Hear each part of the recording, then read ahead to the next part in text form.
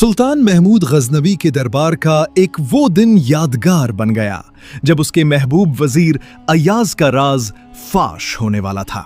अय्याज के महल में एक कमरा था, बंद, खामोश और हमेशा मुकफ्फल। ना कोई वहां जाता, ना किसी को इजाजत थी। लेकिन अय्याज रोज वहां जाता, तन्हा, खामोश, झुक कर कुछ देखता और खुद से कहता, ए अय्याज, कदरे खुद शनास, अपनी असल पहचान। बादशाह की खुर्बत ने तुझे इज्जत बख्शी है, लेकिन ये पैबंद लगे कपड़े, ये बोसीदा जूते याद दिला रहे हैं कि तू कभी एक आम गुलाम था।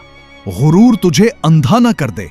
मगर दरबार के दूसरे वुज़रा उसकी इज्जत, उसकी मकबूलियत से जल उठे। उन्होंने सुल्तान के कानों में जहर घोला।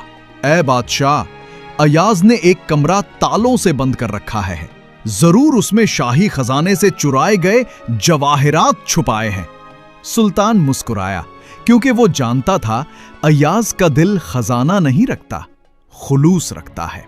मगर फिर भी कहा, जाओ देखाओ, अगर कुछ पाया तो इंसाफ तुम्हारा। हासिदीन दौड़े, ताले तोड़े, दरवाजा खोला, मगर सामने क्या था?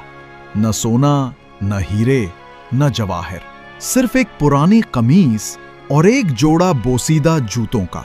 उन्होंने जमीन खोद डाली, दीवारें तोड़ डाली, लेकिन खजाना न मिला। आखिरकार शर्मिंदगी का पसीना उनके चेहरों पर बहने लगा।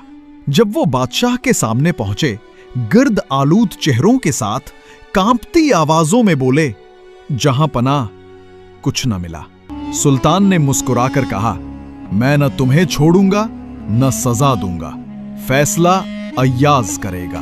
अय्याज हाजिर हुआ, आंखों में नमी, लहजे में आजिज़ी। अर्ज की, ऐ बादशाह वक्त, हुकूमत तुझे ज़ेब देती है, सजा देने का हक तुझे है। मैं तो एक गुलाम हूं। इन पुराने कपड़ों और जूतों को इसलिए संभाल कर रखा है कि जब गुरूर सर उठाए, मैं अपनी हकीकत याद कर लूं। ये कपड़े नहीं, मेरी असलियत के मुहाफिज हैं। मैं उनकी नहीं, अपनी पहचान की हिफाजत करता हूं। सुल्तान खामोश हो गया, फिर बोला, अय्याज, तू न सिर्फ मेरा वजीर है, बल्कि मेरी आंखों का नूर है। दुनिया को आज समझ आ जाना चाहिए कि इज्जत दौलत से नहीं, आजिज़ी से बढ़ती है। दरसे हयात, इंसान को हमेशा अपनी हकीकत याद रखनी चाहिए, वरना जो खुद को खुदा समझ बैठे वो आखिरकार खसारे में रहता है।